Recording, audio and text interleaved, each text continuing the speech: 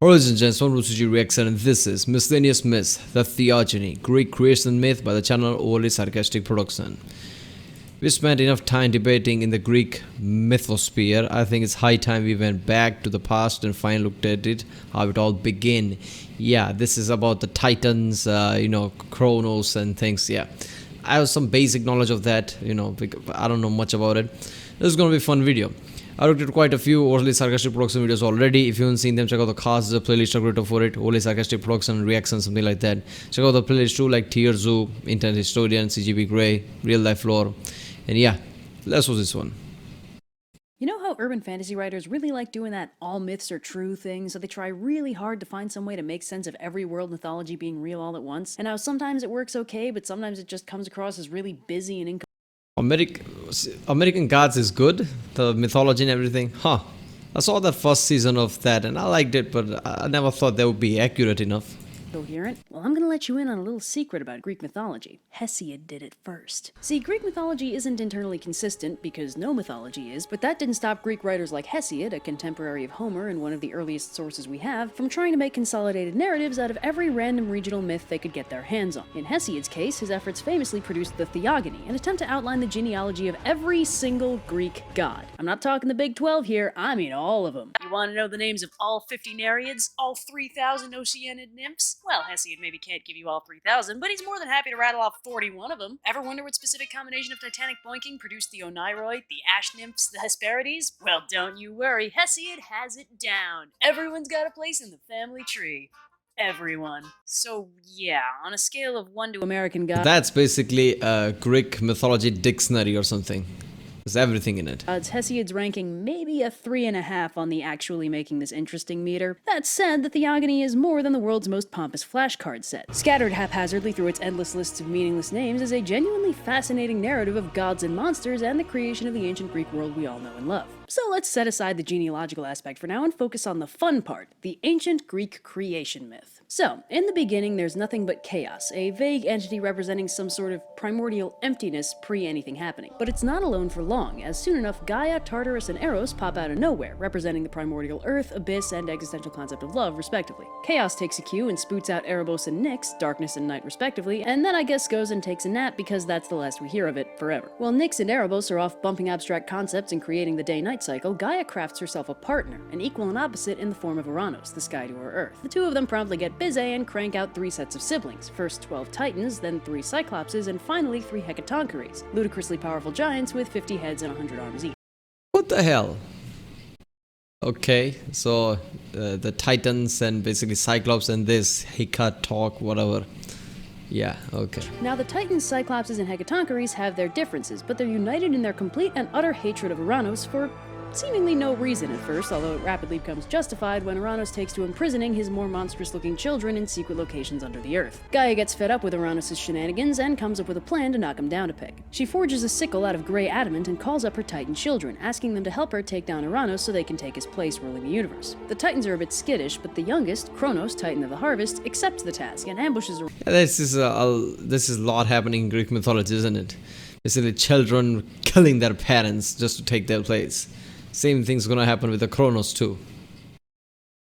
Castrating him with the sickle. And in case you were wondering what happened to the balls, don't you worry. Hesiod's world-building rule is waste not, want not. They fall into the ocean and start foaming, and from that foam arises none other than the radiant Aphrodite, who presumably spent the next few millennia showering with a 1,000-yard stare. So Kronos supplants Uranus, and Uranus officially dubs him and his siblings Titans, which apparently means stretchers, the idea being that they stretched beyond their means in order to overthrow him. So this is officially when the Titan Age begins. Coincidentally, this is also around the time a whole bunch of death and destruction gods and classic monsters start popping out of the woodwork. So Kronos takes his sister Rhea as a wife, and they start cranking out kids. But Gaia and Uranus warn Kronos that he's fated to be overthrown by one of his children. So as a safety precaution, Kronos swallows each of his children as soon as they're born. Bit extreme, but I guess the god of safe contraceptive measures didn't exist yet. After losing Hestia, Demeter, Hera, Hades, and Poseidon to Kronos' exceedingly inefficient air disposal method, Rhea asks Gaia and Uranus for help keeping her 6th kid, Zeus alive. Yeah. And Gaia spirits the baby away to a secret location in the mountains while Rhea replaces him with a blanket-covered rock. So young Zeus is raised in secret by Gaia, and somewhere along along the line decides the thing to do is supplant his father Kronos and take his place as ruler of the universe. So with the help of Metis, an Oceanid nymph with a serious talent for cunning plans, he slips Kronos a poison that causes him to throw up the kids he ate. Zeus, now allied with his 5 siblings, gives himself an additional edge by freeing the 3 Cyclopses from their prison, and in gratitude they forge him his lightning bolts. Zeus, now geared up with weapons and allies, rallies support from the frankly ridiculous number of minor gods running around at this point and goes to war with the Titans. The conflict lasts for 10 straight years until Gaia suggests that Zeus could maybe free the Hecatoncheires too, and it turns out the ridiculously strong 50-headed, 100-handed rock-chucking giants were exactly what he needed to turn the tables and finally overthrow Kronos. Kronos and his allies are thrown into Tartarus, and Zeus takes his place.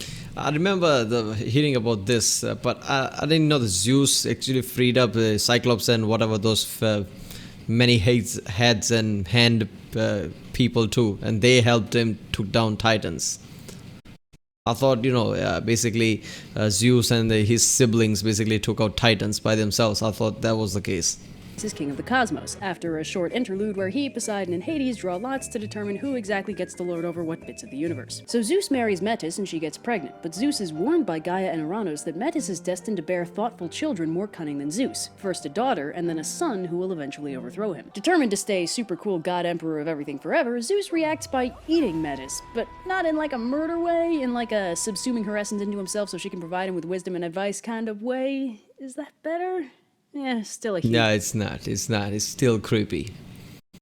And it's Zeus, and Zeus took her in. That sounds creepy at all. Knowing how Zeus is, that's way creepier. Dick move. Also really ironic considering Metis helped him overthrow Kronos by making him puke. Guess the lesson here is never do any favors for Zeus. In the meantime, Zeus marries Hera and she has Ares and Hephaestus. Then he has a fling with Leto that produces Artemis and Apollo, and then one day Zeus develops an absolutely splitting headache. And when he responds extremely literally by actually splitting his head open to relieve the pressure, Metis' daughter Athena pops out of his forehead fully grown and ready to kick some ass. Turns out absorbing your pregnant wife can have unforeseen medical consequences. Ask your doctor if absorbing your pregnant spouse is right for you. Side effects may include migraines, dizziness, and childbirth. Anyway, rounding out the Olympian roster, Zeus has a fling with the Pleiad Maia, producing Hermes, and lastly, a complicated fling with the mortal Semele, producing the equally complicated Dionysus. Zeus, having successfully dodged the destiny of being supplanted by his own kid by learning the lessons of history that his father failed to internalize, proceeds to flagrantly bang his way across the entire Mediterranean, secure in the knowledge that this could literally never go badly for him. Ever. Nope. Zeus's divine down-unders are a consequence-free zone. Except that one time where he had to specifically not bang Thetis because she was fated to bear a son stronger than his father. But other than that, no worries, right? Seriously, why keep tempting fate? Just bag it up if ruling the cosmos is so important to you. Welcome to your life. There's no turning back. Even while we sleep, we will find you.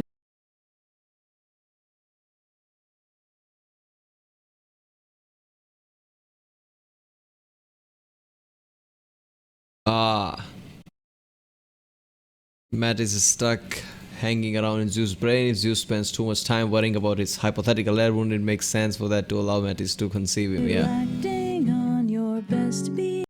They could pop out of Zeus' head, overthrow him, and kick off a new age of gods. Behavior, turn your back on Mother Nature. Yeah, okay. Yeah, I mean, this is the main thing about the Greek mythology, where basically, basically gods have children. Now children take down their parents and they become gods and the cycle continues. That's how it is. So yeah, I didn't know that Zeus basically free the siblings. Obviously, I knew that, but I didn't know they actually took help from the Cyclops and the other multi-head and hand. I can't pronounce their name. Their help too. I thought Zeus and the sibling like Hades and Poseidon, they overthrow Kronos by themselves, but no, that's not the case. Yeah. Zeus consuming his wife, it just sounds creepy, knowing how Zeus is, always want to bang anything that moves, apparently. Alright, that was Miscellaneous Myths, the Theogony by Sarcastic Production. If you like my reaction, don't forget to like and subscribe, check out the reaction, there's a link in the description, check out the cast, we'll play it, check out the end cards, and I'll see you next time.